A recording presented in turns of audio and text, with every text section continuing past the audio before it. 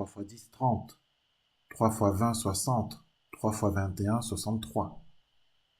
Donc, on peut ici diviser par 3 et on obtient 21. 21 est dans la table de 3 et de 7.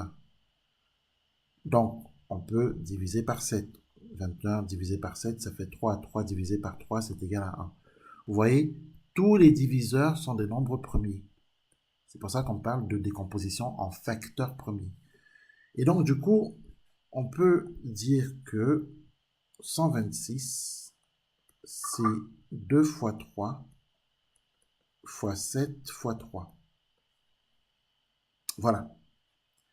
Et donc, du coup, comme on veut simplifier cette fraction, celle-ci, 84 sur 126, on va remplacer 84 par 2 fois 2 fois 7 fois 3 et on écrira au lieu de 126, 2 fois 3 fois 7 fois 3. Donc, on a donc grand R qui est égal à 84 sur 126, eh bien c'est égal, 84, donc c'est 2 fois 2 fois 7 fois 3, et 126 c'est 2 fois 3 fois 7 fois 3. Pensons à mettre à la fin toujours multiplié par 1 de part et d'autre, car multiplier tous ces produits par 1 ne change rien au résultat du produit. Alors maintenant, on peut simplifier. Le 2 se simplifie avec le 2. Pensez que ici on peut simplifier parce qu'on n'a que des produits. J'entends souvent certains élèves me dire que oui, on barre le 2 et le 2, souvent alors qu'on a une addition. Par exemple, on a un calcul comme ça, 2 plus 2, sera par exemple 2 moins 3. Eh bien, ils pensent qu'il faut barrer le 2 et le 2. Non, on n'a pas le droit de faire ça. Parce que quand on a une addition et une soustraction au numérateur, on ne peut pas se permettre de barrer. Pour barrer, il faut qu'on ait absolument des produits. Qu'on ait par exemple 2 fois 3 sur 5 fois 2. Là, on peut se permettre. Parce que on a essentiellement des produits au numérateur et au dénominateur. Donc, on peut également se débarrasser du 7 qui est ici avec celui-ci. On peut se débarrasser du 3 qu'on a ici avec celui-là. Et, puis on peut se débarrasser, pourquoi pas, des 2 1. Puisqu'en fait, il nous reste 2 nombres, donc on va s'en débarrasser. Donc du coup, il nous reste 2 sur 3. Donc, est-ce qu'on est bien d'accord que notre fraction 84 sur 126, à l'aide, en utilisant la décomposition en facteurs premiers, on arrive sans difficulté à montrer qu'elle se simplifie et que sa fraction irréductible, c'est bien 2 tiers. Voilà, la méthode, elle est là.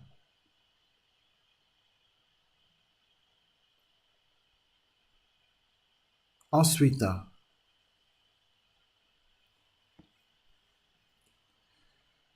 vous devez connaître la règle des signes.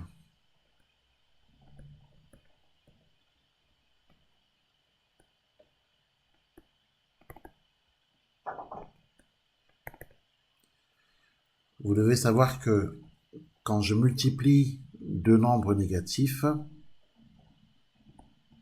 j'obtiens un nombre positif.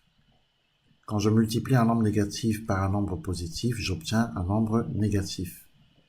Quand je multiplie un nombre positif par un nombre négatif, j'obtiens un nombre négatif.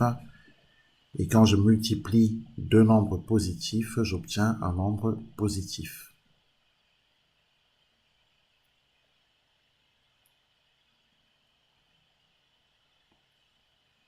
Alors, exemple.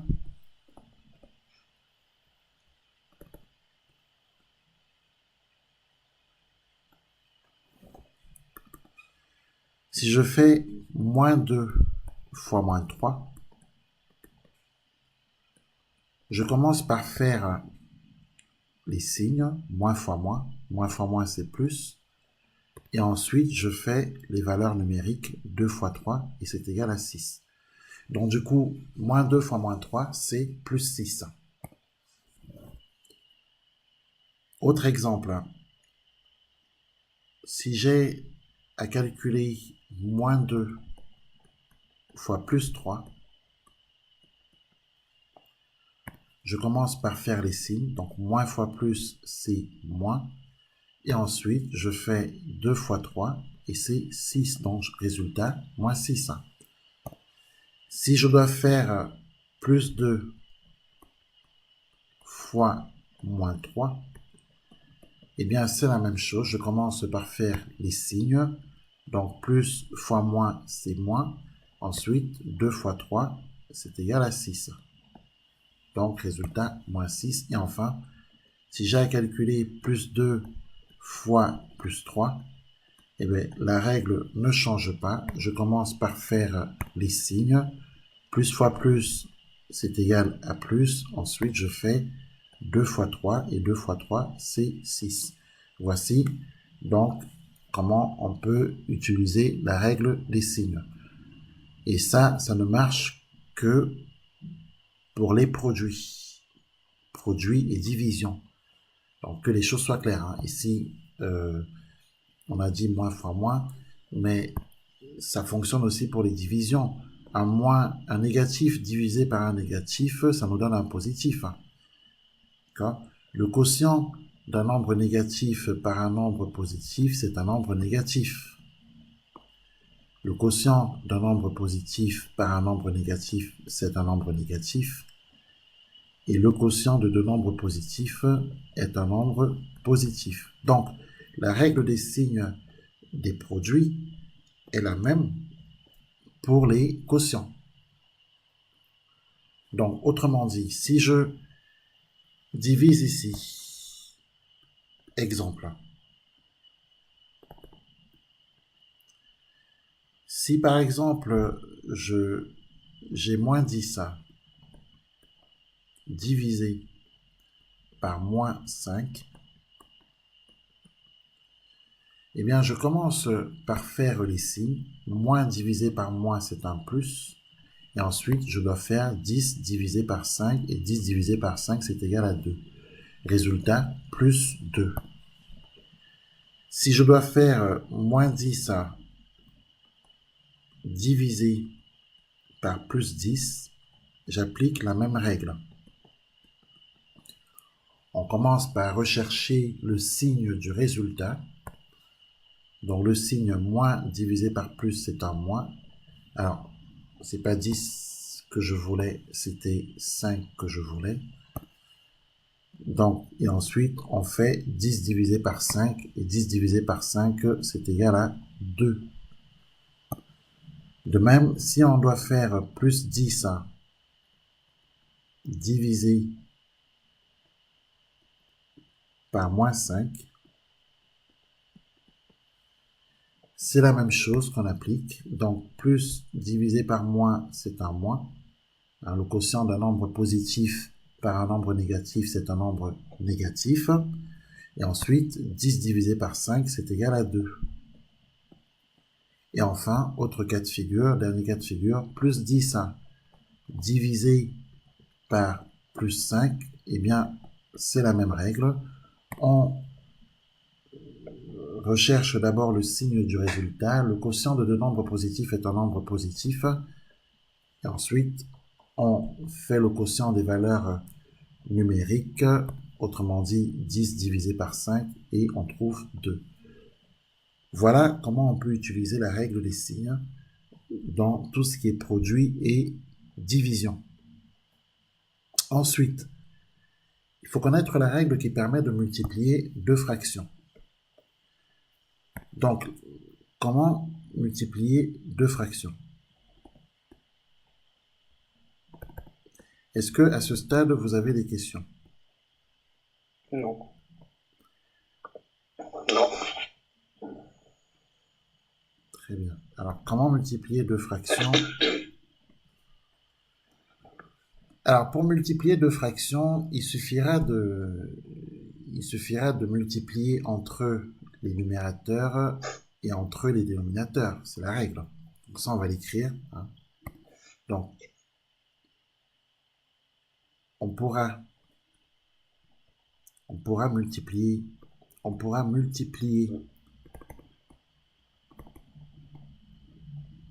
entre eux, alors on pourra multiplier les numérateurs entre eux.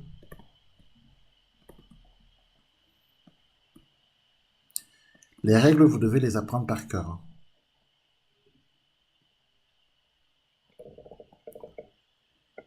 Et les dénominateurs entre eux également.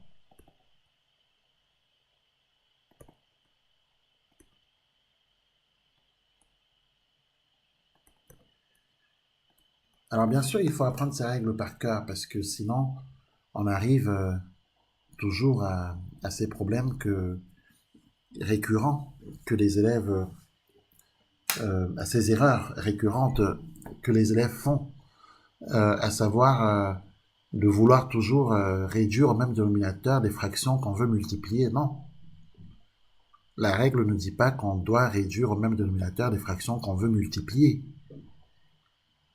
La réduction au même dénominateur concerne l'addition de deux fractions et la soustraction de deux fractions, mais pas la multiplication de deux fractions. Donc souvent des élèves veulent réduire au même dénominateur des fractions qu'on veut multiplier. Donc c'est non. Parce que c'est pas ce que dit la règle. La règle est très claire, elle dit qu'on multiplie entre les numérateurs et on multiplie entre les dénominateurs. Donc soit on apprend la règle et quand on est en situation de multiplier deux fractions, on connaît la règle et on l'applique, ou on ne l'apprend pas. Et quand on est en situation de multiplier, on fait n'importe quoi.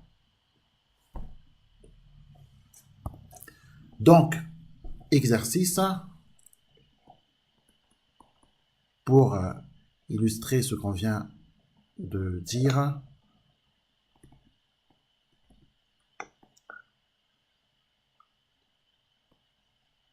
Effectuer les calculs suivants.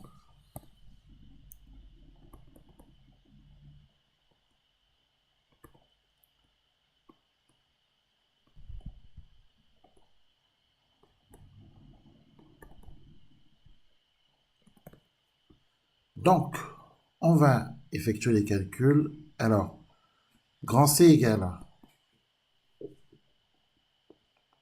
2 divisé par moins 3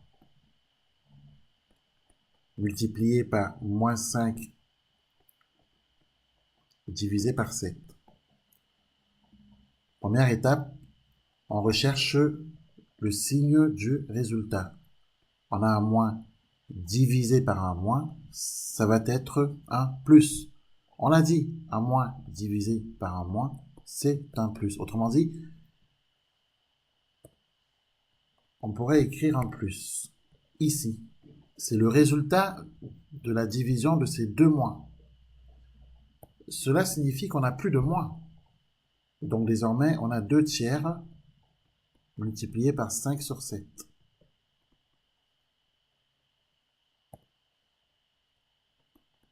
Et quand on a un plus qui se retrouve tout seul, comme ça ici devant, on peut tout simplement le retirer. Parce que, en fin de compte, il est là comme un spectateur. On peut le retirer. Tout simplement. En revanche, si c'était un moins, on n'aurait pas pu le retirer, hein, qu'on soit bien d'accord. Donc on a dit que pour multiplier deux fractions, on pourra multiplier les numérateurs entre eux. Donc multiplions donc les numérateurs entre eux. Les numérateurs sont 2 et 5. On va les multiplier entre eux, donc 2 fois 5. Voilà, on a appliqué la règle. Et ensuite, les dénominateurs entre eux. Donc on doit aussi multiplier les dénominateurs entre eux. Là aussi, on a respecté ce que dit la règle. On n'allait pas faire autre chose que ce qui est dit dans cette règle. Hein. Donc du coup, si on ne peut pas simplifier avant d'effectuer, car ici on voit bien que on ne peut pas simplifier, le 2 ne peut pas se simplifier Le 2 qu'on a ici ne peut pas se simplifier avec le 7. 2 et 7 sont des nombres premiers, ils n'ont rien à voir ensemble là. 2 et 3 d'ailleurs aussi n'ont rien à voir ensemble, pareil pour 5 et 3 et 5 et 7. Donc ici, il n'y a pas moyen de simplifier, c'est déjà simplifié. Donc on effectue. Alors 2 fois 5, 10, 3 fois 7, 21. Et la fraction qu'on obtient est bien irréductible, c'est-à-dire qu'on ne peut plus la simplifier.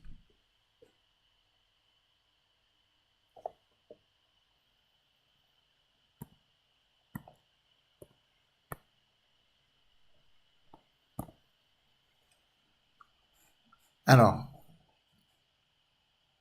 grand D égale 21 sur 16 fois 12 sur 35. On doit multiplier entre les numérateurs car on multiplie deux fractions et on doit multiplier entre les dénominateurs. On ne peut pas effectuer tant qu'on n'a pas simplifié. On doit d'abord simplifier avant d'effectuer.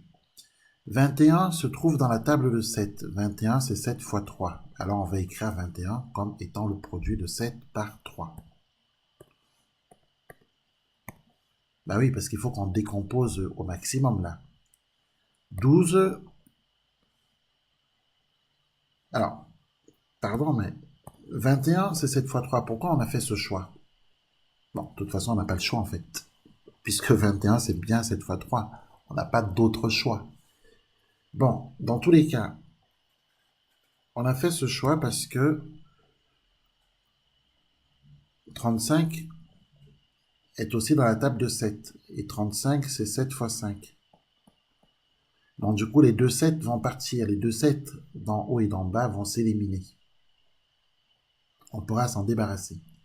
Donc il y a un intérêt à écrire 21 comme 7 fois 3 et 35 comme 7 fois 5. Même si là aussi, on n'a pas le choix.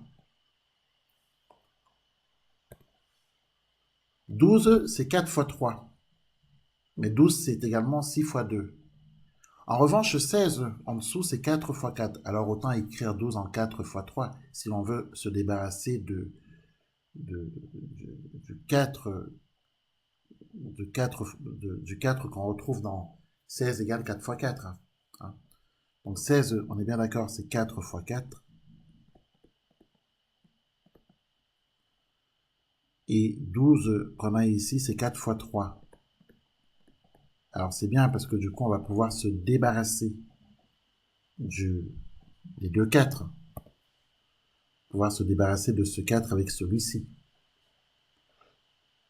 Évidemment, si on avait écrit 12 en 6 fois 2, on n'aurait jamais pu se débarrasser des 4. Donc, il faut faire ce qu'on appelle des choix judicieux. On ne décompose pas pour décomposer. Hein. Enfin, du moins, on ne décompose pas au hasard. On n'écrit pas au hasard que 12, c'est 4 fois 3. On n'écrit pas au hasard que 16, c'est 4 fois 4. Parce que, attention, hein, 16, c'est aussi 2 fois 8. Mais si je choisis d'écrire 16 comme étant égal à 2 fois 8, moi, je n'ai pas de 8 au numérateur. C'est un peu embêtant. Donc, faisons les bons choix. Donc, en clair, réfléchissez avant d'écrire. Hein, n'écrivez pas juste pour écrire, on réfléchit. Donc, le 7 et le 7 vont partir. Hein, les deux 7, on va pouvoir s'en débarrasser. Bon, pour l'instant, c'est pas mal. Écrivons ce qui nous reste. On se débarrasse des 7, on se débarrasse des 4. Au numérateur, il nous reste 3 fois 3. Au dénominateur, 4 fois 5. Eh bien, c'est très bien. C'est très bien parce que les 3 du numérateur ne peuvent pas se simplifier avec les nombres qu'on a en bas au dénominateur. Et puis même 4, c'est 2 fois 2, mais on n'a pas 2. On n'a pas de 2 au numérateur, donc c'est terminé. Tout est simplifié là. Maintenant, il faut effectuer. Alors, 3 fois 3, 9. 4 fois 5, 20. Et là, on est sûr et certain d'avoir la fraction irréductible. Donc, quand la simplification est bien réalisée ici, hein, à cette étape, on est sûr qu'à l'arrivée, la fraction qu'on obtient est irréductible. On est sûr, c'est sûr et certain. Si on a bien simplifié avant, c'est sûr, elle est irréductible.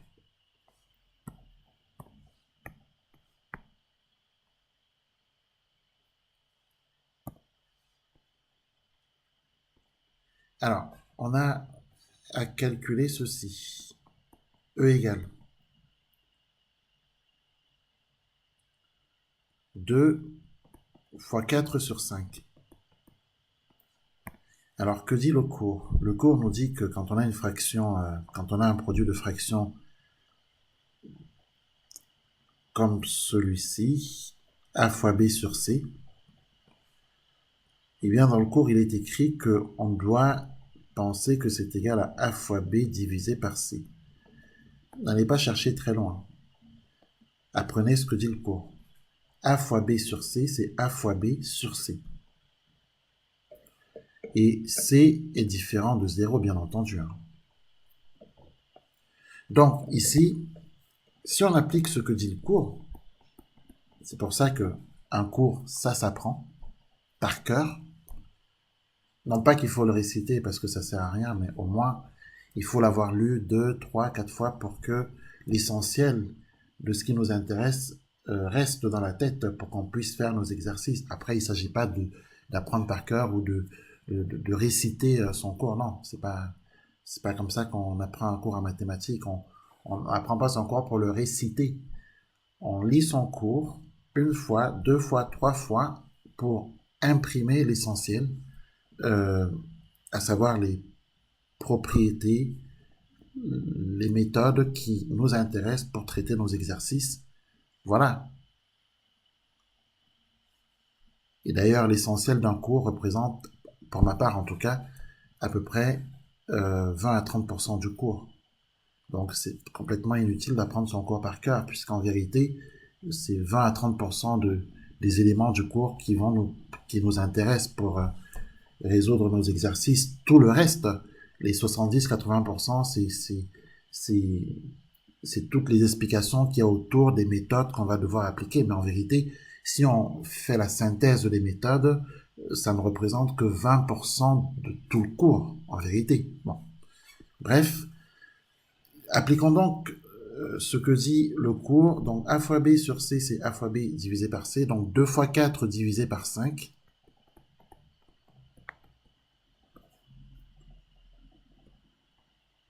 On doit simplifier avant d'effectuer si, bien sûr, la simplification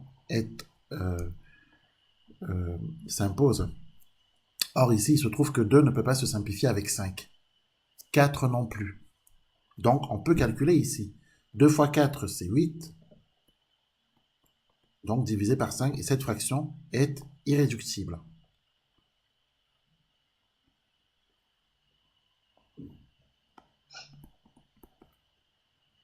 Grand F égale.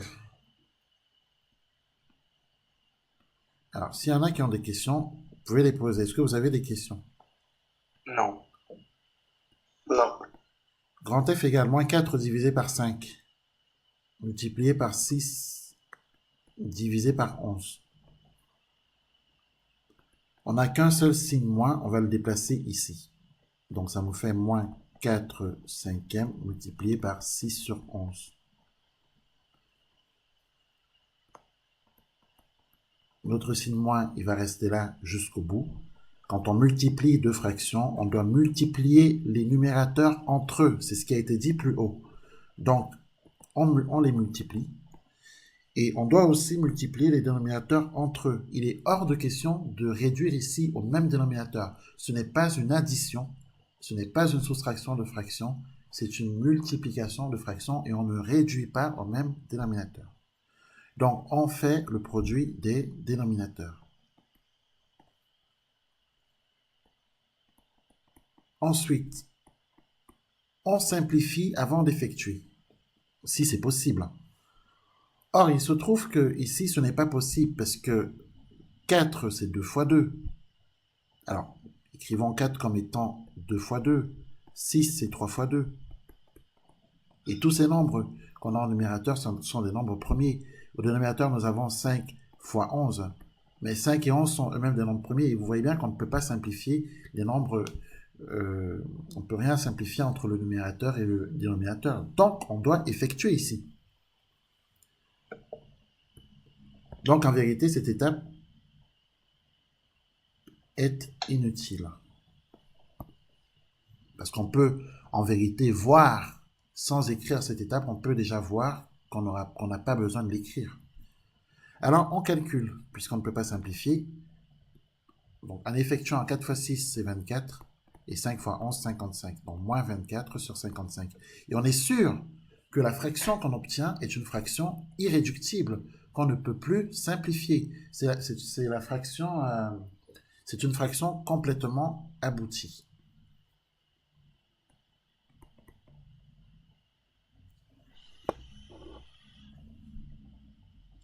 Ensuite, 15 sur moins 28a multiplié par 20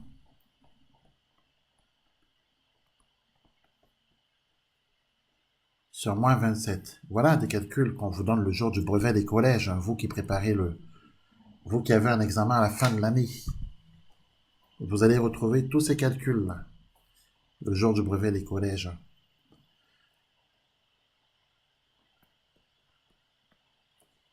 Donc, on commence par les signes. On a 2 moins. Moins fois moins, c'est plus.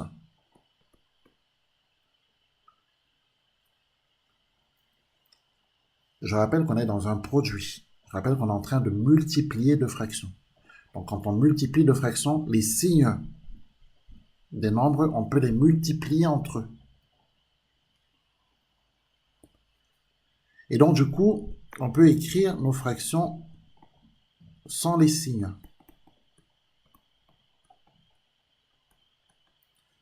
Et comme le plus ne sert à rien, devant, on va s'en débarrasser, tout simplement. Donc, cela revient à ça. Donc, ensuite, on fait le produit des numérateurs sur le produit des dénominateurs.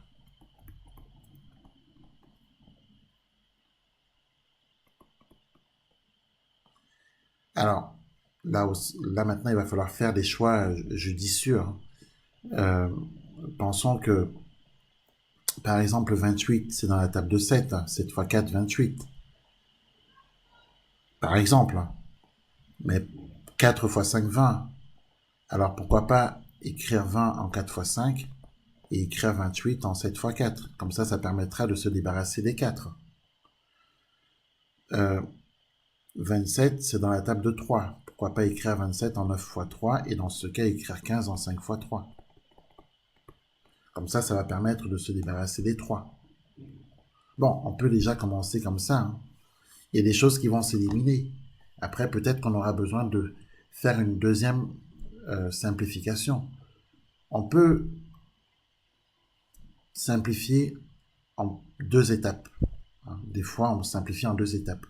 Si on peut simplifier en 1 étape, c'est tant mieux. Mais si on a besoin de simplifier une 2e fois, on le fera.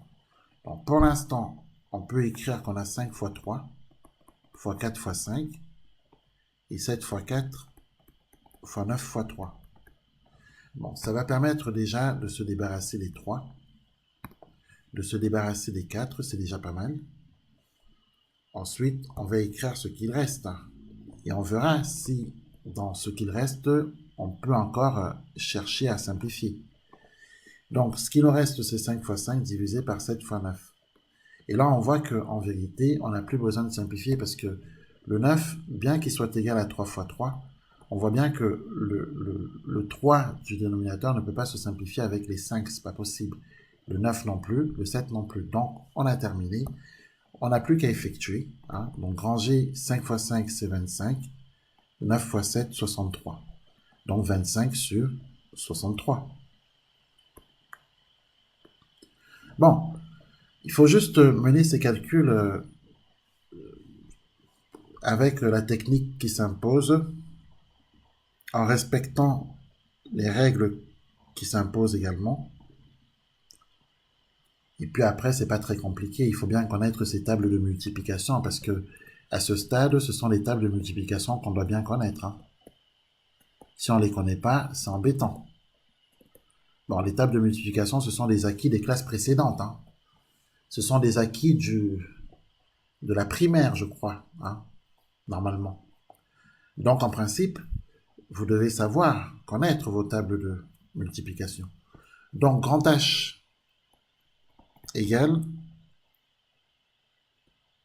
3 septièmes fois moins 21. Et si vous ne connaissez pas très bien vos tables de multiplication, bah, je vous invite à les réapprendre. Parce que des fois, on peut oublier, hein, au bout d'un moment, ça peut sortir de la tête, ça arrive. Bon, à ce moment-là, on reprend ces tables et on les travaille 5-10 minutes tous les soirs pendant 2 semaines. Et on recommence encore 2-3 semaines plus tard, on le fait encore pendant 1 ou 2 semaines et après, normalement, ça doit rentrer. Alors, ce qu'on a ici, ça ressemble en fait à ce qu'on avait tout à l'heure. Tout à l'heure, on disait qu'une fraction a sur b multipliée par c. Bon, c'est vrai qu'on l'avait prise dans l'autre sens puisqu'on avait écrit c fois a sur b. Mais en fait, c'est la même chose puisque la multiplication est permutative. On peut permuter. Le résultat de 3 fois 5 est le même que le résultat de 5 fois 3. Donc la multiplication est permutative, hein. On peut permuter deux termes, ça ne change rien au résultat du produit. Donc, par conséquent, ce qu'on avait trouvé quand on avait écrit de cette façon est le même résultat que ce qu'on va trouver quand on présente de cette façon-là. Donc, en clair, A sur B multiplié par C, d'après le cours, c'est A fois C sur B. Avec bien sûr B qui est différent de 0, car la division par 0 n'est pas possible, hein. Si vous avez un gâteau à diviser entre 0 personnes pour le manger, combien chacun aura de parts? Je pense que l'équation, le problème est impossible à résoudre. Donc,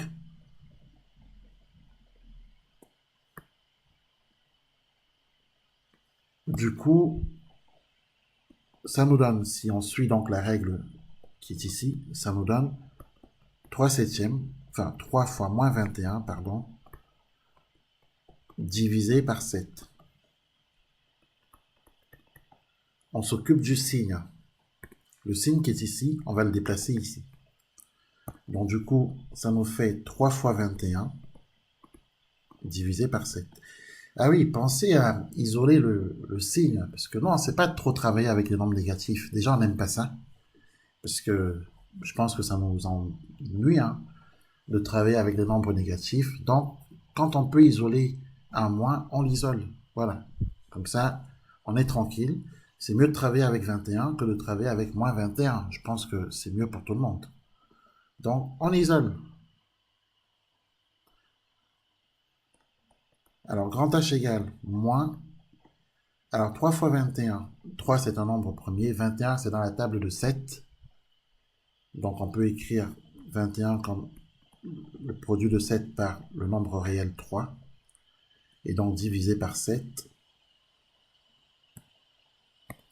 Vous voyez bien qu'on peut se débarrasser des 7. Eh bien, qu'est-ce qu'il reste? Moins 3 fois 3, donc moins 9. Voilà, grand H égale moins 9. Voilà, ceci termine nos applications. Donc, est-ce que vous avez des questions? Non. Très bien. C'est bon. Donc, si vous n'avez pas de questions, je vais vous envoyer